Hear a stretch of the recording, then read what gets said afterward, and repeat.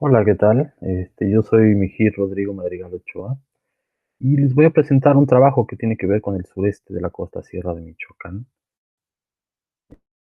Eh, Como la investigación que llevo a cabo tiene una perspectiva histórica, pues son mostrar tres claves históricas que nos hablan de la integración de este espacio como una región con ciertas singularidades. Por supuesto, comparte elementos con todo la cultura mariachera, digamos, del occidente de México, pero que a lo largo de su propio decurso, de su propia constitución, ha logrado integrar pues una cultura musical y festiva, me parece que tiene singularidades.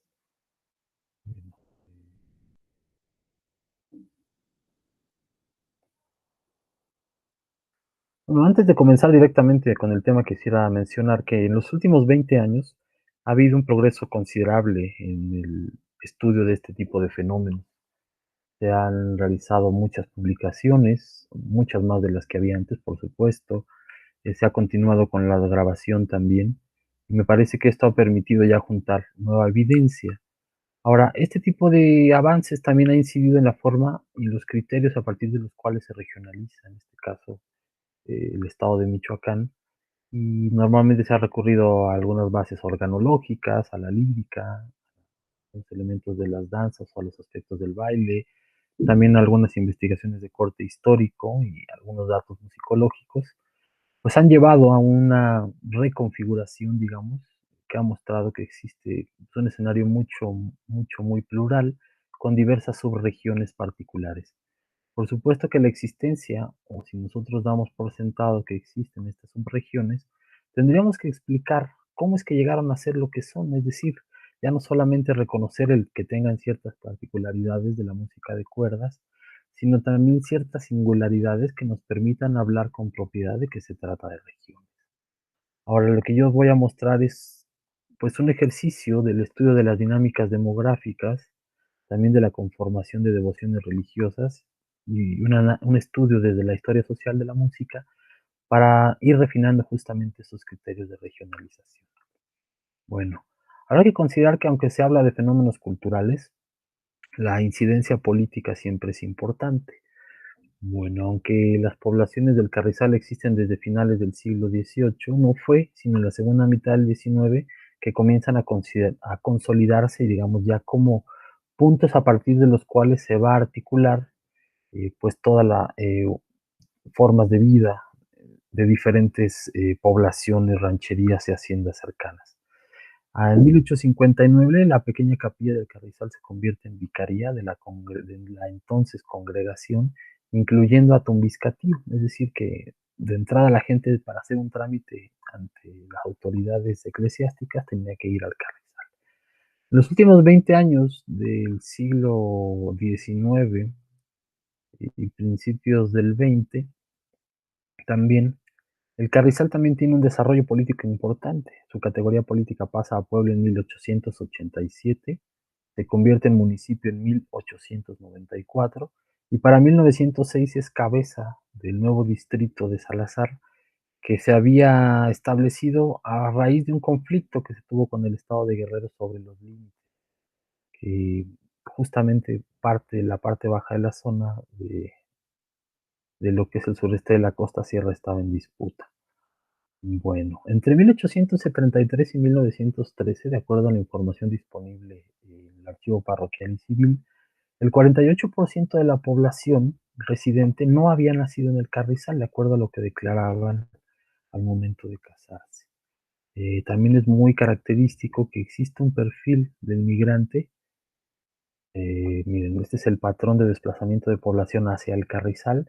Entre 1873 y 1881 está el sur de Jalisco, está el sur de Guanajuato, un fragmento de Guerrero, y del interior de Michoacán, pues lugares importantes como Uruapan, Cotija, Purépero, Árido de Rosales, y por supuesto hay una relación directa con la cuenca del Tepalcatepec.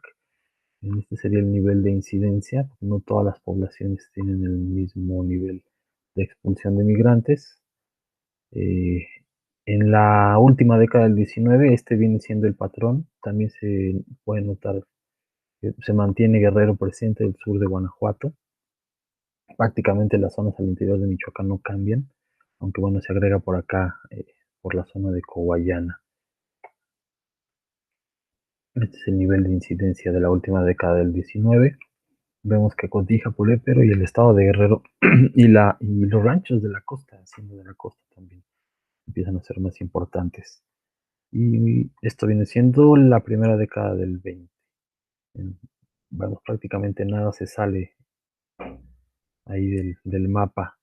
Es importante esto porque algunos estudios que se han hecho sobre otros lugares, la, la Sierra Madre del Sur, por ejemplo, como el caso de Cualcomán, vemos que hay un perfil de migrante muy semejante y también los autores que han estudiado tanto Cualcomán como Aguililla han considerado que existen llamadas migraciones masivas a esos lugares y el perfil de migrantes muy similar, ¿no? Se mantiene dentro del occidente de México. Sin embargo, miren, les muestro también este es el mapa que elaboraron para el estudio de Aguililla. Lo que sí singulariza entonces, si más o menos recuerdan lo que mostraba con los mapas de- del suroeste, del sureste de la costa sierra, es la presencia de migración desde Guerrero. Ahora, si pensamos esto desde el repertorio que la gente suele considerar como más propio de la zona, pues lo que inmediatamente resalta son los sones de paño, a los cuales sabemos que existe toda una relación en el Pacífico y por supuesto en este caso con el estado de Guerrero. Ahora, lo interesante entonces es que este regionalismo que comienza a formarse desde finales del 19 tiene un componente costeño que no existe, por ejemplo, en otros puntos de la sierra. Me atrevería a decir tampoco en ninguno de los otros lugares de, la, de, la, de las regiones musicales de Michoacán. Ahora bien, por supuesto la relación con el otro extremo del Balsas es mucho más antigua que la conformación misma incluso del estado de Guerrero. A finales del 19, Coahuayutla es la población más importante. Era parte de una red comercial con el Pacífico, tanto con el altiplano, saliendo por el oriente de Michoacán, pero también con la tierra caliente rumbo a Jalisco. Las fiestas o las ferias importantes, en algún documento que quedó registrado de mediados del 19, eran el 8 de diciembre y el 25 de agosto, es decir, el día de la Inmaculada Concepción de San Agustín. Esta de la Inmaculada es uno de los, digamos, devociones más importantes de todo el sur de Michoacán. Para 1868 parecía que iba a continuar su desarrollo porque se convierte en municipio, pero en el último tercio del 19 la presencia de Coahuayutla como integrador regional se debilita y es el Carrizal quien adquiere entonces preponderancia. Solo que, bueno, la fiesta titular será el 2 de febrero, es decir, el Día de la Candelaria, porque a esa Virgen se consagró la parroquia fundada en 1859. Ahora, esta devoción es importante porque ayuda a la integración devocional de mucha gente, porque el perfil del migrante, 30 y tantos % del perfil del migrante pertenece a esa zona, que desde finales del 18 tiene ya una presencia. Es decir, la celebración de la Candelaria es función titular a finales del 18 ya en San Lucas y Conguripo, en lo que es Huetamo, en Acahuato, en lo que es Apatzingán, y en Churumuco y Etucuarillo. Importante resaltar lo de Churumuco porque Churumuco en ese entonces articulaba a las poblaciones del Carrizal, de Tumbiscatío, de La Lajita y muchas otras que aún existen. Entonces, este es un punto importante también de integración, de una identidad, el contar con una con una base devocional propia y tener eh, estas particularidades en cuanto a la conformación de la población. Ahora, pero falta mencionar un aspecto que es importante. En los documentos de tipo judicial, uno he podido encontrar, perdón, 18 eventos festivos distintos. eh, entre 1900 y 1913. Los únicos instrumentos que se mencionan, y esto es importante porque es antes de la llegada de la radio y de las transformaciones de la comunicación terrestre, solamente se menciona violín en 2 ocasiones, se menciona arpa en 5 ocasiones y guitarra blanca o de golpe, así con ese nombre, 5 ocasiones. Es decir, la música de cuerdas prácticamente es de la poca que hay, la única que tiene presencia. Explícitamente solo se habla de sones y jarabes. Es decir, por ahí dice, estaban tocando un son cuando llegó la autoridad y suspendió la fiesta. Bueno, cuando los nombres que utiliza la gente para referirse a este tipo de festividades, En el término más técnico es diversiones con música, es el que incluso emplean las autoridades eclesiásticas, pero también se habla de fandango, se habla de mariachi con E, se habla de fandanguito de arpa y de bailecito casero. Ahora, ¿qué motivaba este tipo de festividades?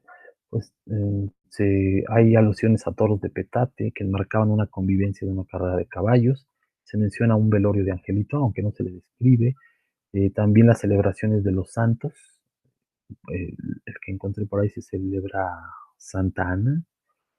En cuanto a las fiestas, digamos ya más comunitarias, la fiesta de Reyes en Espinosa que se celebraba anualmente y que duraba del 6 al 14 de enero. Hay un registro de la fiesta de la Candelaria en 1906, donde los detenidos, curiosamente, son migrantes temporales, prostitutas que vienen de originales de Tepalcatepec y un comerciante de Uruapan. También se celebra el Día de San José y la fiesta de Corpus. Otro tipo de celebraciones son las llamadas fiestas patrias. En Aguindo hay una fiesta el 15 de septiembre de 1906 y por lo que dicen los músicos era una fiesta de 6 a 7 días. Y en la hacienda de Coahuayutla, en La Laguna, el 5 de mayo se celebraba y es importante porque de los 18 eventos, dos son de esa fiesta del 5 de mayo en ese lugar, Coahuayutla, Hacienda de La Laguna, 1907 y 1908. Se habla también de herraderos, aunque no se les menciona con ese nombre. Se dice que es una fiesta que se realiza después de herrar el becerraje chico para poder soltarlo. Y se habla que se organizó de un mariachi en agradecimiento a la gente que participó en las labores de desmonte. Eh, por supuesto, estas particularidades festivas no son propias de la zona o exclusivas de la zona. Sin embargo, lo que lo hace exclusivo es que los músicos que animan todas estas fiestas son residentes de un espacio determinado.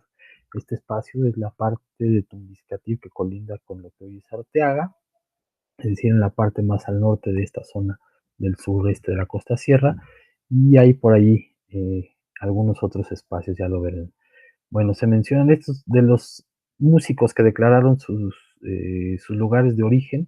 Hay dos del Carrizal, uno de la Hacienda del Ortigal, que es en Aguililla, en Los Varales y el rancho de Barranca Honda, que están en Tumbiscativo, en la Hacienda de Espinosa, al norte de lo que hoy es Arteaga, y Los Colorados, que es pegado hacia eh, el Infiernillo.